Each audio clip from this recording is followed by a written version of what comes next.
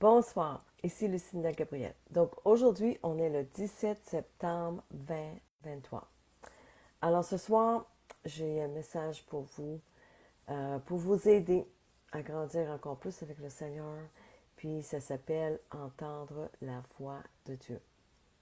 Donc cette semaine, nous avons organisé notre première école qui s'appelle Découvrir le lieu secret. C'était vraiment, vraiment extraordinaire.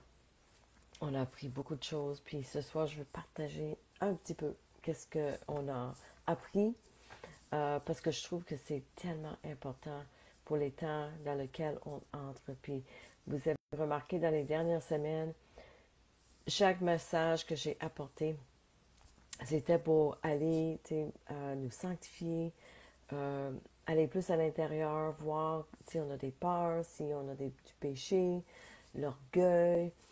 Donc, nous avons vraiment fait le tour de ça dans les dernières semaines. Puis cette semaine, je vais vous amener un petit peu plus en profondeur dans ce que nous avons partagé dans les dernières semaines. Donc, je me souviens qu'en 2019, l'hiver 2019, j'étais en Floride. Puis j'avais rencontré une femme qui connaissait beaucoup de choses sur les théories de complot qui étaient passées.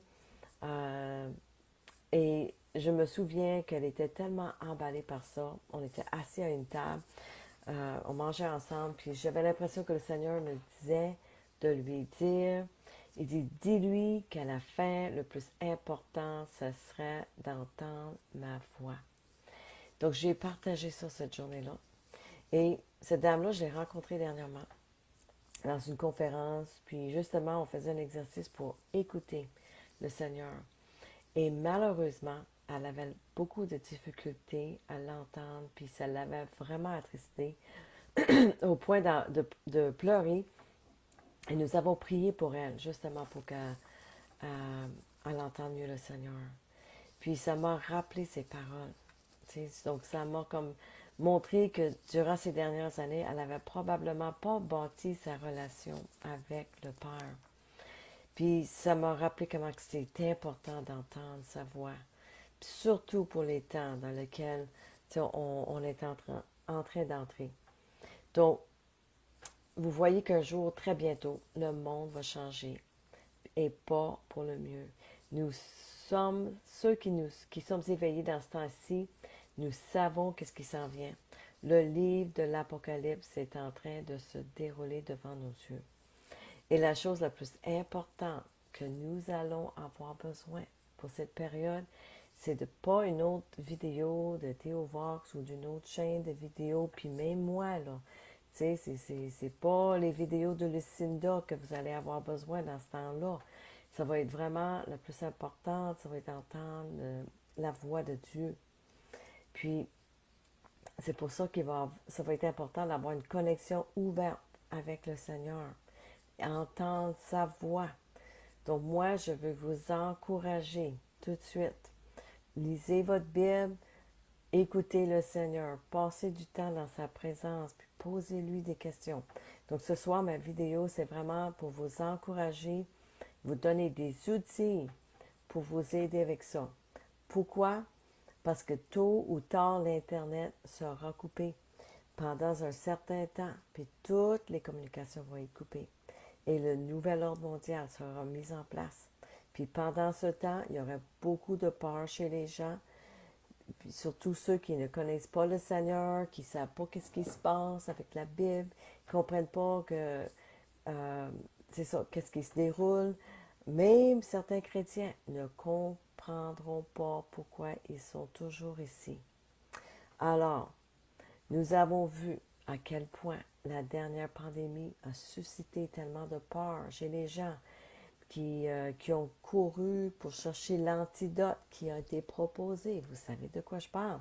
Puis malheureusement, de nombreux chrétiens n'ont pas couru vers Dieu pour demander à leur Père ce qu'ils devaient faire. Non, ils ont écouté le Père du mensonge à la place, qui avait sa propre solution et son propre programme pour le monde. Donc moi, je veux vous prévenir, ne vous y trompez pas, que cela va se reproduire, ça va arriver encore. Puis je vous le dis pas pour vous effrayer, pour vous amener dans la peur, mais je veux vous préparer, je veux que vous soyez prêts pour ce qui s'en vient. Et la meilleure façon de se préparer, numéro 1, c'est d'être né de nouveau correctement. Et numéro 2, c'est d'avoir une ligne directe avec notre Père en haut, puis d'entendre sa voix. Parce qu'un jour, ça se peut qu'il vous dise, Lucinda, embarque dans ton auto et va à telle place. Il va avoir une raison pour ça. Parce que peut-être c'est la journée que les choses vont mal aller. Et il faut que je sois capable d'entendre sa voix, puis il faut que je sois obéissante. Quand il va dire fais ci, fais ça, va là, il faut que je sois obéissante au moment qu'il va me parler. Donc c'est pour ça que c'est important d'entendre la voix de Dieu. Parce qu'en fin de compte, c'est sa voix, c'est la seule chose qui va nous sauver. Donc si vous avez une relation avec le Seigneur, que vous l'écoutez, puis qui vous guide, c'est ça qui va vous amener à être à la bonne place, au bon moment, avec les bonnes personnes. Il veut vous réconforter, vous guider, vous protéger, il va subvenir à vos besoins, il va vous consoler. C'est pour ça qu'on a besoin d'entendre sa voix.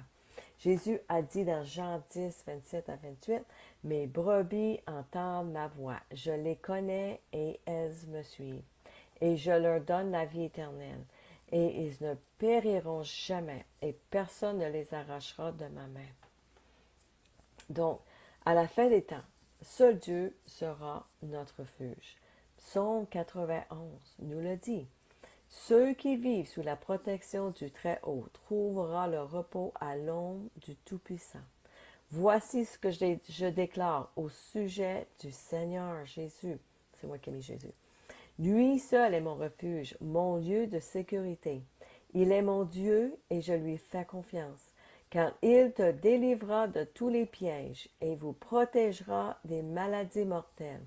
Il vous couvrira de ses plumes et vous abritera avec ses ailes. Ses promesses fidèles sont votre armure et votre protection. Ne craignez pas les terreurs de la nuit, ni la flèche qui vole le jour. Ne redoutez pas la maladie qui rôde dans les ténèbres, ni le désastre qui frappe à midi. Même si 1000 tombent à vos côtés, même si 10 000 meurent autour de vous, ces maux ne vous toucheront pas.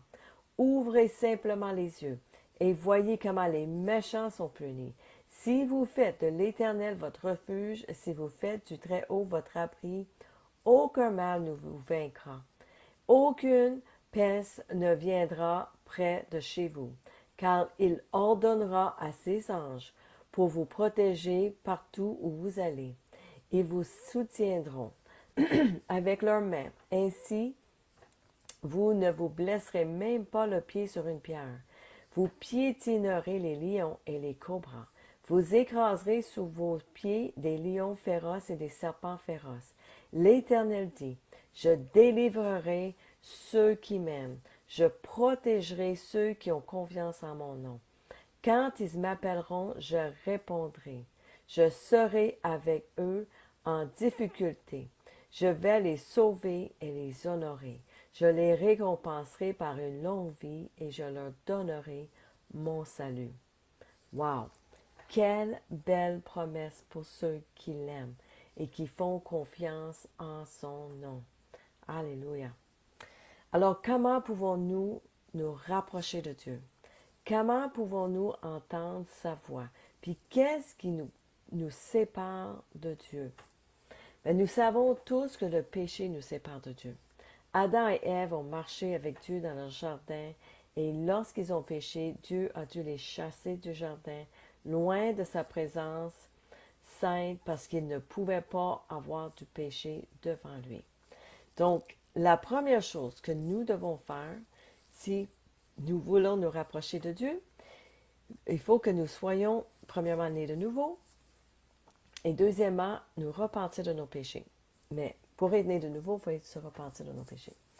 Alors, la plupart des gens savent que ce sont les péchés manifestes, comme les péchés sexuels puis les dépendances qui nous séparent de Dieu.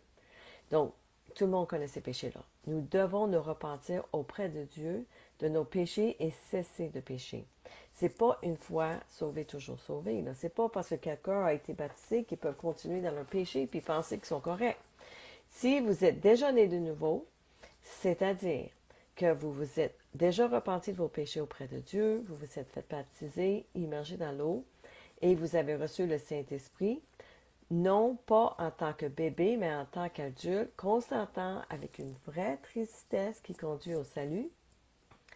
Vous avez sûrement encore des péchés dans votre vie. Moi aussi, j'ai encore des péchés dans ma vie.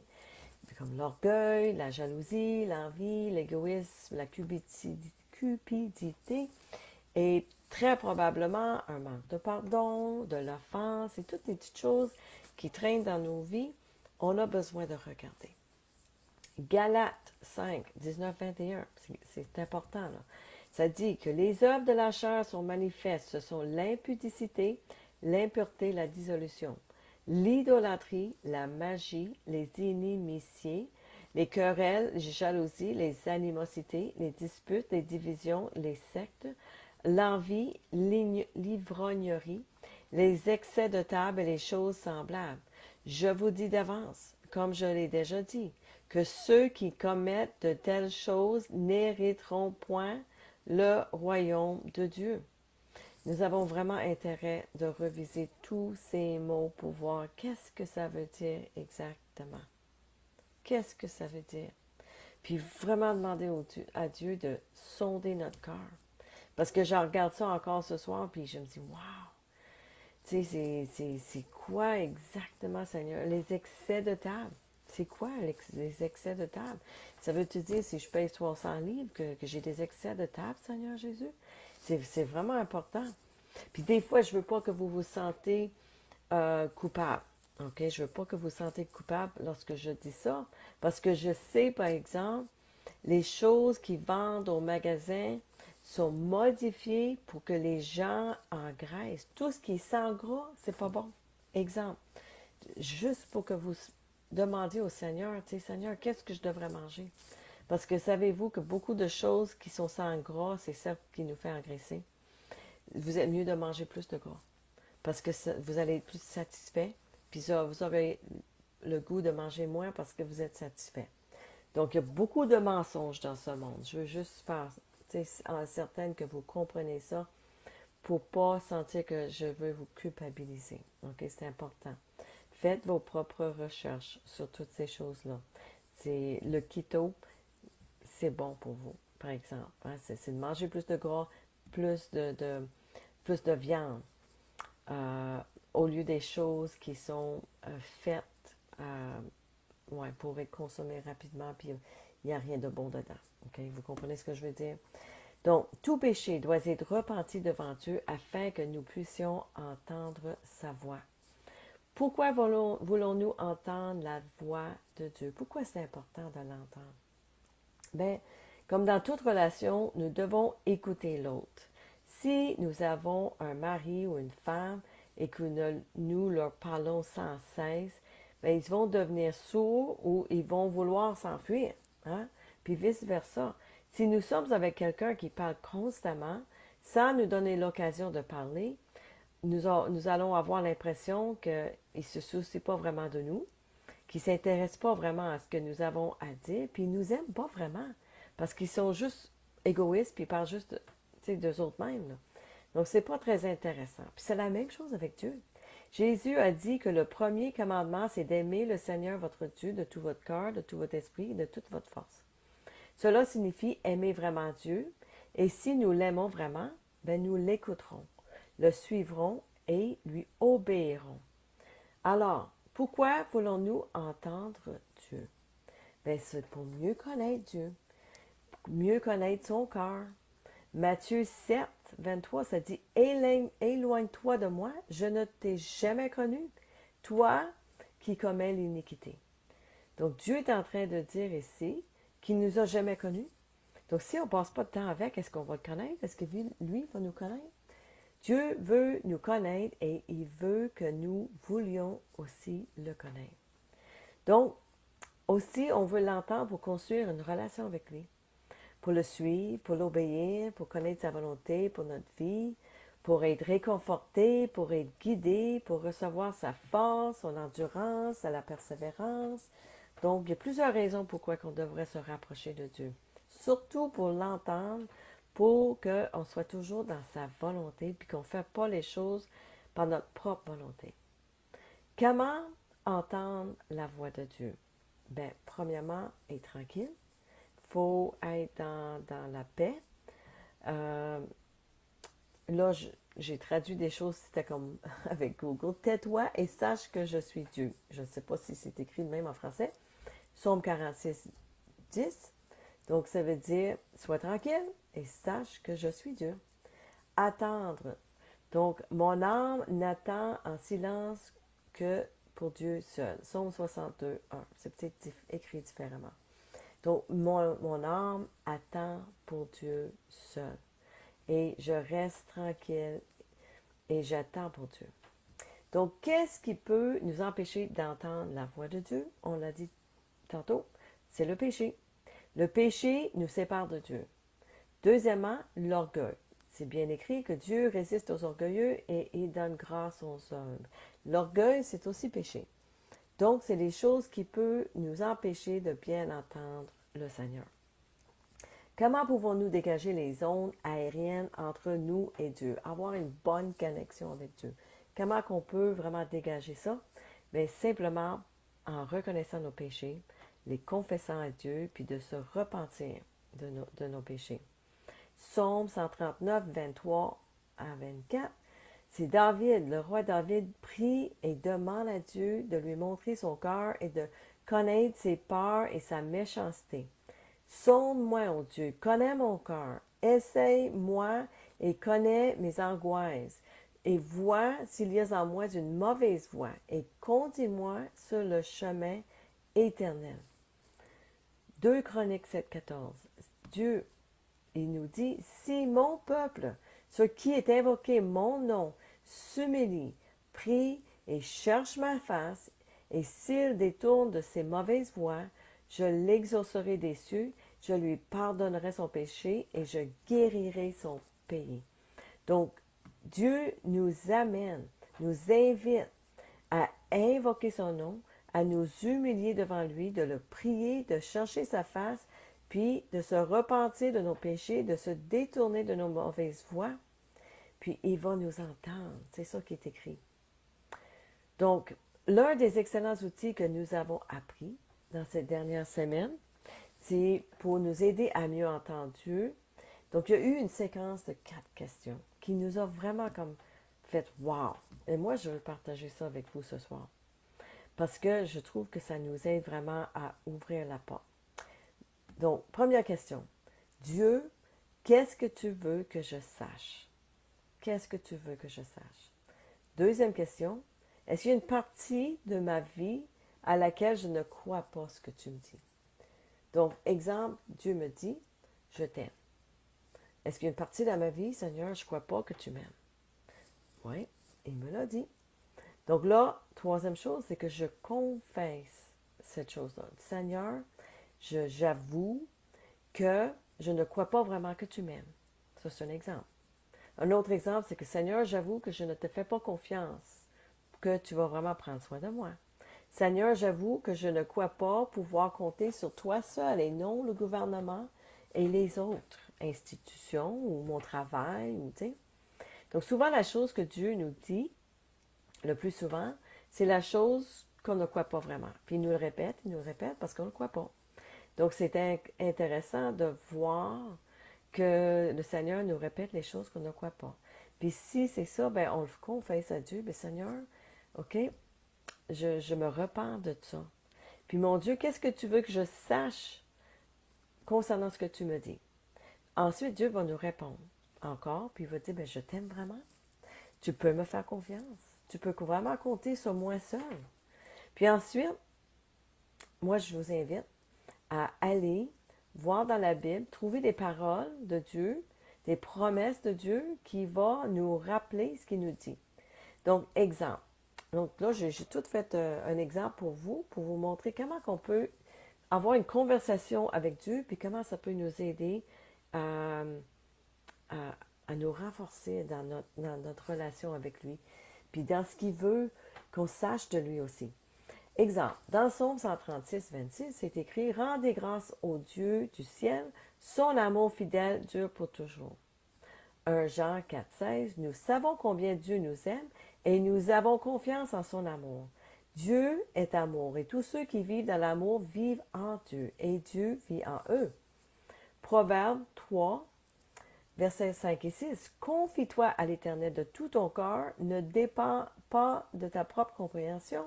Recherche sa volonté dans tout ce que tu fais et il te montrera quel chemin prendre. Psaume 23, 1 et 2. L'Éternel est mon berger, je ne manquerai de rien. Il me fait reposer dans des verts pâturages. Il me dirige près des eaux paisibles. Psaume 121. Je lève les yeux vers les montagnes. Est-ce que mon aide vient de là? Mon secours vient de l'Éternel, qui a fait le ciel et la terre. Matthieu 6, verset 34. Ne t'inquiète donc pour demain, car demain apportera ses soucis. Les ennuis d'aujourd'hui suffisent pour aujourd'hui. Donc, avec ces versets-là, j'ai fait une prière. Puis je veux vous encourager que, après ce que Dieu va vous révéler, dans quoi vous ne lui faites pas confiance, allez chercher des versets bibliques qui dit la vérité. Parce que là, vous avez cru des mensonges. Exemple, que Dieu ne vous aime pas. Allez chercher la vérité ou ce que Dieu vous aime dans la parole. Et là, faites une prière avec ça. Puis je vais vous donner un exemple de ce que j'ai fait avec les versets que j'ai sortis. Donc, une prière de foi. Je te rends grâce au Dieu du ciel. Ton amour fidèle dure pour toujours. Dieu, je sais combien tu m'aimes et je mets ma confiance en ton amour. Dieu, tu es amour et tous ceux qui vivent dans l'amour vivent en toi et tu vis en eux. J'ai confiance en toi, Seigneur, de tout mon cœur. Je ne dépends pas de ma propre compréhension. Je recherche ta volonté dans tout ce que je fais et tu me montres quel chemin prendre. Seigneur Dieu, tu es mon berger. J'ai tout ce dont j'ai besoin. Tu me laisses me reposer dans de verts prairies. Tu me conduis au bord de ruisseaux paisibles. Je regarde les montagnes. Est-ce que mon aide vient de là? Oui, mon secours vient de toi, mon Seigneur, qui a fait le ciel et la terre. Donc, je ne m'inquiéterai pas de demain, car demain apportera ses propres soucis. Je te ferai connaître, je te ferai confiance de tout mon cœur. Au nom de Jésus. Amen. Donc, c'est ce qu'on fait. On voit les mensonges qu'on croit, on les remplace avec la vérité, on confesse à Dieu les mensonges et on les remplace avec des versets, des promesses de Dieu. Puis ça nous dit la vérité de qui il est. Donc, c'est comme les airs de repentir du péché. Reconnaître notre péché, avoir un remords, renoncer, se repentir, restituer, restaurer, puis renouveler notre esprit. Ça veut dire remplacer les mensonges par la vérité. Ainsi, nous reconnaissons notre péché en éprouvant des remords, on renonce et on se repent, on se détourne de nos péchés, puis on restaure notre relation avec Dieu et les autres. Ensuite, on renouvelle nos pensées à ce sujet. Nous proclamons la vérité sur nous-mêmes et sur notre vie. C'est tout un cheminement pour vraiment prendre la vérité, puis c'est comme nous laver avec la parole. C'est ça que ça me donne l'impression, ça nous lave avec la parole et la vérité de Dieu. Croyez que Dieu est celui qui dit qu'il est et que nous sommes qui il dit que nous sommes. Je vais le répéter parce que c'est super important. Croyez que Dieu est celui qu'il dit qu'il est et croyez que nous sommes qui il dit que nous sommes. Donc, il y a d'autres façons aussi d'entendre Dieu. Pas juste l'écouter là, dans nos oreilles, là, mais il y a d'autres façons que je veux vous rappeler si vous ne connaissez pas. Dieu peut nous parler de plusieurs façons. Il peut nous parler avec nos rêves, des visions, à travers la Bible.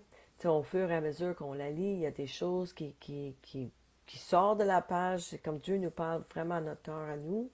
Il peut nous parler par d'autres personnes qui nous disent des choses. Ça peut être une conversation qu'on entend à côté de nous. Ça peut être aussi par des conséquences. Par exemple, il y a des circonstances qui se mettent en place, les portes s'ouvrent ou il y a des portes qui se ferment. Donc, il peut nous parler par des circonstances, par la paix. Donc, on peut ressentir un grand paix. Puis c'est comme, wow, c'est vraiment ça que tu veux pour moi parce que c'est un paix qui dépasse tout entendement. On peut entendre une voix audible qui est plus rare. Puis, on peut aussi entendre une voix douce qui peut ressembler à nos propres pensées. Mais, moi, je vous recommande toujours quand vous écoutez le Seigneur, Seigneur, utilise des paroles, des mots que moi, j'utilise pas ou rarement pour que je sache, Seigneur, que c'est toi qui me parles. Moi, j'aime vraiment ça. Quand il utilise des mots, puis là, il faut que j'aille chercher dans le dictionnaire, c'est comme, wow, ça, c'était pas moi. Ça, je sais que c'est toi, Seigneur Jésus. Donc, ça, c'est super le fun. Donc, la meilleure façon d'entendre Dieu, c'est de poser des questions. Alors, écrivez une question sur une page, lisez-la à haute voix à Dieu, puis notez la première chose qui vous passe par l'esprit. Donc, oui, empêchez pas, questionnez pas, mais juste écrivez la première chose. Puis des fois, c'est mon enfant, je t'aime, puis tu sais que je ne t'abandonnerai jamais, je serai toujours là avec toi. Écris tout ce qui te vient comme ça. Même si euh, tu sais, ta chair ou l'ennemi veut te faire croire que oh, tu l'inventes, ça c'est pas Dieu, voyons donc, tu l'entends pas. Tors ces pensées-là, puis écrivez tout ce qui vous vient. Donc voici, je vais partager quelques exemples avec vous, des questions que vous pouvez poser le Seigneur pour commencer une conversation avec lui. Mais je veux aussi vous faire attention, tu sais, un avertissement un peu, que si vous n'êtes pas encore né de nouveau, donc ça veut dire que hein, vous n'êtes pas repenti, baptisé d'eau et d'esprit, je veux que vous testez les esprits qui vont vous parler. Parce que moi, avant d'être baptisé, j'entendais une voix, puis je peux vous dire que ce n'était pas toujours la voix de Dieu. Hein? Si c'est amour, amour, amour, amour, méfiez-vous. Parce que Dieu est un Dieu qui est amour, mais est aussi juste. Puis s'il ne vous parle pas de vos péchés, il y a un problème. Cela signifie, tu sais, peut-être que c'est pas juste lui qui nous parle. Dieu nous aime, il va nous demander de nous repentir, puis de nous détourner de nos péchés. Il va aussi nous dire comment il nous aime. Donc, il est amour et juste en même temps. OK? Donc, je vais partager des questions avec vous que j'ai partagées dans différents groupes dans lesquels je me trouve pour les encourager vraiment aussi à développer cette communication avec Dieu. Donc, comment me vois-tu? Puis, je vous recommande aussi peut-être une question par jour, pas trop, parce que tu veux prendre le temps de vraiment assimiler ce qu'il veut te partager. Donc, une question par jour, c'est suffisant. Donc, comment me vois-tu? 2, selon toi, qui suis-je, Seigneur? 3, y a-t-il un moment dans ma vie où je n'y crois pas? Puis si, tu sais, il y a un moment où une partie de ma vie, par exemple, que je ne le crois pas. Exemple, si Dieu te dit, ben, je t'aime, ben, est-ce qu'il y a une place dans ma vie, Seigneur, où ce que je ne crois pas? S'il te dit, par exemple, tu peux me faire confiance, ben, y a-t-il une place dans ma vie que je ne te fais pas confiance? Et si oui, il faut l'avouer et se repentir envers Dieu. OK? Une autre question, que veux-tu que je sache aujourd'hui? 5. Quel est mon but? Quel est mon objectif, mon rôle dans le corps de Christ? 6. Qu'est-ce qui m'empêche de remplir ce rôle? Que puis-je faire à ce sujet? 7. Quels sont mes dons, mes talents? 8. Comment puis-je mieux les utiliser pour édifier et contribuer au corps? 9. Quel mensonge est-ce que je crois sur moi-même? 10. Est-ce qu'il y a des péchés dans ma vie? 11. Est-ce qu'il y a quelque chose dans ma vie qui te déplaît? 12. Est-ce qu'il y a quelque chose que je peux améliorer dans ma vie pour te plaire? 13. Quel mensonge est-ce que je crois à ton sujet, Seigneur? 14. Comment les mensonges que je crois à ton sujet affectent-ils notre relation? 15. Comment les mensonges que je crois à ton sujet affectent-ils ma vie? 16. Qu'y a-t-il dans ton cœur, Seigneur, ces jours-ci? 17. Comment puis-je mieux te servir? 18. Comment puis-je mieux servir les autres? 19. Comment puis-je aimer les autres plus et mieux? Donc, c'est juste un exemple de questions qu'on peut poser au Seigneur pour avoir une conversation avec lui.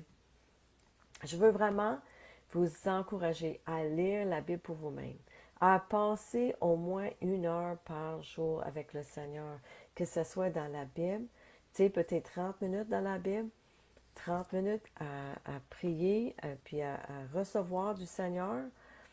Euh, Puis je vous encourage de le chercher avec tout votre cœur. Apprenez à le connaître. Demandez-lui s'il est content de vous puis de votre vie. S'il y a quelque chose que vous pouvez changer, comment mieux servir. Est-ce que vous pouvez le servir différemment ou plus? Puis sachez, tu sais, Dieu est notre époux. Puis en tant que notre époux, nous devrions vouloir lui plaire. Nous devrions vouloir passer du temps avec lui, puis apprendre à le connaître. Parce qu'on va passer l'éternité avec lui. Puis, on ne peut pas penser qu'on va passer l'éternité avec un étranger. Il faut le connaître. Donc, si vous n'aimez pas passer du temps avec le Seigneur maintenant, aujourd'hui, à l'adorer, le prier, puis l'écouter, comment pensez-vous que vous allez passer l'éternité avec lui? Voyez-vous comment c'est important? Donc, moi, je veux faire une prière pour clore cette message ce soir. Seigneur Jésus, je prie pour tous ceux et celles qui écoutent et qui vont écouter ce message, Seigneur. Je prie pour que tu leur donnes une faim et un soif pour entendre ta voix, pour te connaître davantage et mieux, Seigneur Jésus. Je prie que tu ouvres leur cœur, tu ouvres leurs oreilles pour t'entendre mieux, leurs yeux pour te voir, Seigneur Jésus, de voir ton cœur.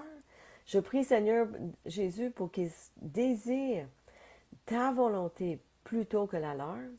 Je prie pour que tu ouvres les portes de la communication avec toi et que tu les protèges aussi de l'ennemi, de toute confusion, toute séduction ou tout mensonge, Seigneur Jésus, de l'ennemi, alors qu'il cherche à te connaître de plus en plus. Et je prie tout ceci au nom de Jésus-Christ. Amen. Donc, c'est ça mon message pour ce soir, mes amis. Je prie vraiment que vous cherchez la face de Dieu, que vous voulez vraiment entendre sa voix. Et c'est simple, c'est simple. Repentez-vous de vos péchés, parce que si vous vous repentez, vous enlevez ce qui est entre vous et Dieu. Dieu, il veut vous parler. Il veut vous connaître. Il veut que vous le connaissiez aussi. Donc, c'est ça. Donc, en tout cas, je vous encourage de m'écrire dans la prochaine semaine, puis laissez-moi savoir comment ça se passe, si vous l'entendez, si vous avez vraiment des belles choses qui vous parlent, qui vous partagent, ben, je vous encourage de les partager avec moi. Donc, je vous aime beaucoup et c'est ça, partagez ce message avec les autres personnes que vous savez que peut-être ça peut les encourager aussi. Donc, c'est ça. Je vous aime beaucoup, puis on se verra la semaine prochaine, si Dieu le veut. Bonne soirée. Bye bye.